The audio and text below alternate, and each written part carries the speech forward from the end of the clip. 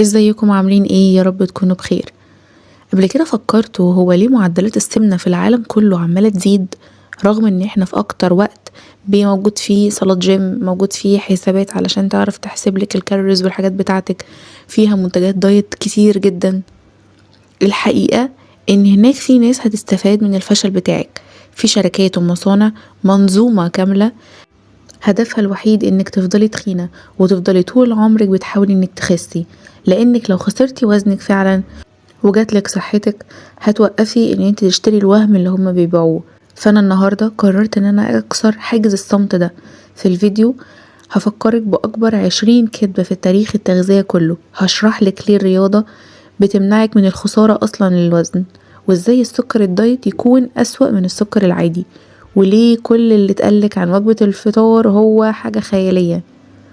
ووعدك بحاجة واحدة بس، انك بعد ما هتشوفي الفيديو دوت لغاية الاخر انتي مش هتبصي لجسمك بنفس الطريقة القديمة ابدا، ومفيش بلوجر ولا اي شركة هتقدر تخدعك مرة تانية. فجهزي القهوة بتاعتك ويلا نبدأ. اول خدعة هي خدعة السعرات الحرارية، ان جسمك مجرد آلة حرق، وانك لو اكلتي اقل مما هتحرقي فانتي كده هتخسي. الحقيقة دي نص حقيقة، وطبعا نص الحقيقة كدبة كبيرة. الهرمونات هي القائد بتاعك، يعني مثلا هناخد 100 سعر حراري من اكتر حاجة هيلسي وهي البروكلي مثلا، هتأثر على هرموناتك زي الانسولين مثلا، ده هيأثر عليكي بشكل مختلف تاني عن 100 سعر حراري مثلا من الدونتس. فلما هتاكلي البروكلي جسمك هيحرق الدهون، ولو اديتيله الدونتس التانية هيفتح المخازن بتاعت الدهون ويقفلها بمفتاح بعد كده.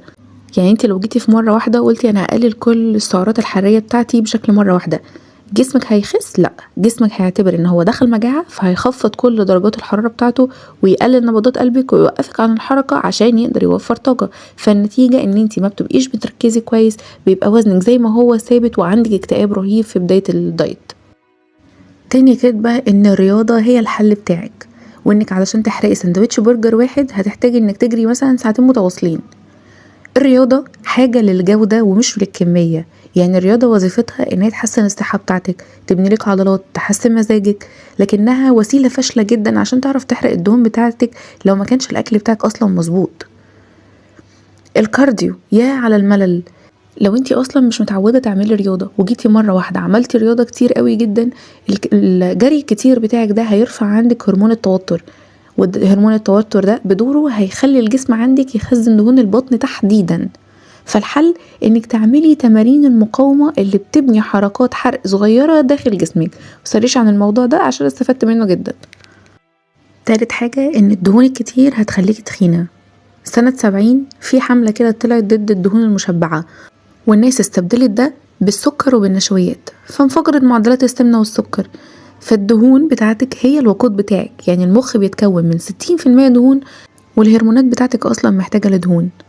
فالخطر بتاعك هو ان يكون معاكي دهون وسكر في نفس الوقت، يعني مثلا زي بطاطس مقلية وحلويات، لكن انك تاكلي دهون صحية لوحدها ما بيرفعش الانسولين ولا حاجة، بالتالي مش هيخزن الدهون جوه الجسم بتاعك. رابع كدبة ان الدهون بتبني دهون.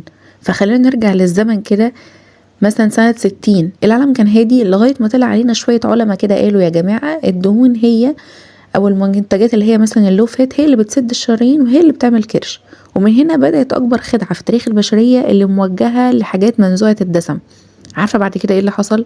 الشركات لما شالت الدهون من الاكل بتاعها بقى زي الكرتون علشان يقدروا يبيعوا، علشان لازم يخلوا الطعم حلو، فعملوا ايه؟ ضخوا كميات مرعبة من السكر والنشويات في الحاجة بتاعتك. حتى الألبان اللي انت شايفة ان هي خالية الدسم فيها كمية سكر رهيبة. طيب ليه الدهون بقى بريئة من الحوار ده؟ يعني تخيلي جسمك عامل زي المخزن، الانسولين هو السلاح بتاع المخزن ده. لما بناكل دهون زي زيت الزيتون او الزبدة الطبيعية او المكسرات فيها دهون طبيعية، فالحارس بيفضل زي ما هو نايم، مش بيفتح باب التخزين بتاعه. لكن لما بناكل سكر او عيش فينو او اي حاجة شبه كده، الحارس بيصحى مفزوع ويفتح كل الابواب ويقول اي طاقة جاية ارموها في المخازن فورا على شكل دهون.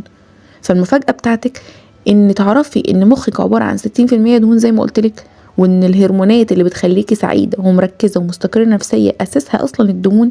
لما بنمنع الدهون انت مش بس بتخسي، انت بتبقي عصبية، سادة نفسك عن حاجات كتير، شعرك نفسه بيقع ووشك بيبهت جدا وكله بيبقى عارف انك بتحاولي تخسي. فالقاعدة هنا ان الدهون مش هي اللي بتخنك، انك تجمعي ما بين الدهون والسكر زي مثلا دونتس وبطاطس مقليه زي ما قلنا، هو اللي بيحول جسمك لمصنع دهون متحركه. خامس كدبه ان الفطار اهم وجبه في اليوم. تعرفي مين اللي اخترع بقى المقوله دي؟ شركات الكورن فليكس، شركات الحبوب في امريكا، علشان تقدر ان هي تزود مبيعاتها. فالحقيقه ان مش عليكي ان انت تاكلي الاكل دلوقتي اول ما تصحي، لو مش جعانه ما تاكليش. انك تصحي الصبح وعامله صيام متقطع ده بيحفز هرمون النمو اللي بيحرق الدهون وبيحمي العضلات بتاعتك. فانتي اسمعي لجسمك، الاكل لمجرد ان الساعه دقت 8 الصبح فانا المفروض اقوم اكل، لا، انت كده بتدمري اشارات الجوع الطبيعيه اللي في جسمك، انت كده ماشيه جسمك على نظام عكس طبيعته هو. سادس كدبه وهي السكر الدايت. انت فاكره انك ذكيه لما بتشربي البيبسي الدايت، فاستجابة دماغك من المحلات الصناعيه دي زي الاسبرتام هي بتخدع لسانك. بتحس ان انت شاربه حاجه مسكره جدا. احنا يعني يقولك ايه، انا بشرب البيبسي الدايت دوت بحس ان انا بقي مسكر قوي، فعلا بيحصل، لكنه مش سكر حقيقي.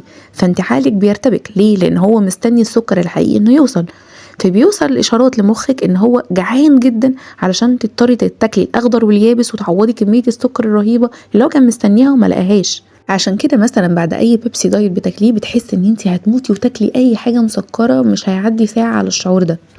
ده كمان اثبتوا ان المحليات الصناعيه اللي احنا بناكلها دي بتدمر التوازن البكتيري اللي في الامعاء بتاعتك. ايه اللي هيحصل من ده؟ هو اللي هيخلي عندك مقاومه للانسولين، وبالتالي هيزيد برضو وزنك على المدى البعيد. يعني من الاخر انتي بتشربي دايت علشان تخسي، فبتلاقي ان جسمك نفش من غير ما تعرفي هو نفش كده ليه. الكدبه اللي بعد كده وهي الميزان. احنا علاقتنا بالميزان توكسيك جدا. ليه الميزان هو اكبر كداب في حياتك؟ تخيلي معايا مثلا شخصين هنسميهم مثلا احمد ومحمد، الاتنين وزنهم 100 كيلو. احمد ده رياضي وبيلعب حديد وجسمه مشدود وكرشه ممسوح، ومحمد ده مش بيتحرك، اكله سريع جدا وعنده سمنه مفرطه في البطن. الاتنين 100 كيلو. هل الميزان هنا قالك انتي بطل؟ لا. او مثلا قال التاني انت محتاج انك تخس؟ برضو محصلش. فالجسم مش مجرد دهون وقاعدين بنقيسه خلاص. الميزان مش بيقيس العظم والعضل والميه والفضلات والدهون، مش بيقيس كل ده. فلو شربت لتر ميه هتزيدي كيلو على الميزان. هل دي دهون؟ لا طبعا. فلو اكلك كله فيه ملح جسمك هيخزن ميه عشان يعادل الملح ده، فهتصحي تلاقي نفسك زايده 2 كيلو على الاقل. هل ده دهون؟ برضو لا. لو بدأتي جيم وبنيتي عضلات هي اللي هي هتكون اتقل من الدهون بتاعتك بس حجمها اصغر، فالميزان هيثبت او هيزيد. فهتقومي انت بقى تحبطي وتبطلي الدايت بتاعك وتبطلي الجيم وتقولي لنفسك انا كده بقيت احلى بكتير. فالبديل المزوره بتاعتك. بصي صوري نفسك في المرحله القديمه، والمزوره بتاعتك مش هتكذب ابدا لان المقاس بتاعها بالسنتي. فلما مثلا لو مقاس وسطك ده نزل 2 سنتي يبقى انت رسميا بتحرقي دهون، حتى لو الميزان حالف لك 100 يمين انك ثابته زي ما انت او ان انت زدتي 2 كيلو. الخرافه اللي بعد كده هي مكملات حرق الدهون. عايزه تعرفي السر اللي بيخلي شركات المكملات تكسب مليارات؟ هقولك. بيجيبوا علبه شكلها شيك يحط فيها كافيين كتير قوي، شويه شطه صغيرين، وماده بتسد الشهيه بالعافيه، ويقولك ان الحكايه دي هتسيح دهونك وانت نايمه. فالحقيقه ان هي مش بتحرق دهون ولا حاجه، هي كل اللي بتعمله ان هي بتخلي ضربات القلب بتاعتك سريعه، وبتخلي درجه حراره جسمك عاليه، حاجه بسيطه جدا وبتخليكي مهيبره. فالحبايه دي ممكن تحرق لك زياده 50 ل 100 سعر حراري. عارف ال 100 سعر حراري دول بقى ايه؟ دول نص موزه. يعني انت بتعرض قلبك للخطر وبتحس بتوتر وقلق ورعشه في ايديكي، وبتدفعي بصي فلوس كتير جدا علشان بس في الاخر تحرقي نص موزه. ودي خدعه كبيره جدا. وعلشان تتأكدي هتلاقيهم دايما كاتبينه ورا العلبة كده بخط صغير قوي: يجب استخدامه مع نظام غذائي صارم وتمارين رياضية. طب لو انا عملت نظام غذائي صارم ولعبت رياضة هخس لوحدي اصلا، انا ليه محتاجة ان انا اشتري الحبوب دي؟ فهم بيبيعولك الامل المزيف. فالحاجة الوحيدة اللي بتحرق في حياتك الدهون او اي حاجة شبه كده هي اللي جوه عضلاتك. دي مش بتشتغل، يعني عشان تعرف تحرقيها مش بتشتغل بالحبوب، هي بتشتغل بالمجهود والاكل الصح، الاتنين مع بعض، مش حاجة وحاجة او حاجة لا. طيب دلوقتي انت معاكي الحقيقة كلها كاملة. انت دلوقتي فهمتي كل حاجة بتلعب عليكي فيها شركات التغذية، فانك تخسي ده مش عقاب ليكي او جوع ولا برضو دليل انك نجحتي. السر كله بيتلخص فيه انك تنامي نوم عميق، لان الدهون بتتحرق اثناء النوم، وتقللي سكر وزيوت نباتية مهدرجة، وتبني عضلات حتى لو في البيت، والصبر ثم الصبر ثم الصبر. انتي مش فاشلة عشان ما خستتيش، ولا لان الانظمة اللي احنا قلناها دي كلها ما جابتش معاكي نتيجة. الانظمة اللي احنا عملناها دي هي اللي كانت فاشلة، مصممة علشان تفشلك. فابدأي النهاردة بداية جديدة، تعاملي جسمك كصديق ومش عدو ليكي. ولو وصلت للنقطة دي في الفيديو فانتي بطل حقيقي ومستعدة فعلا انك تتغيري، بدليل انك سمعتي لغاية الاخر كل المعلومات اللي هتخليكي تخسي.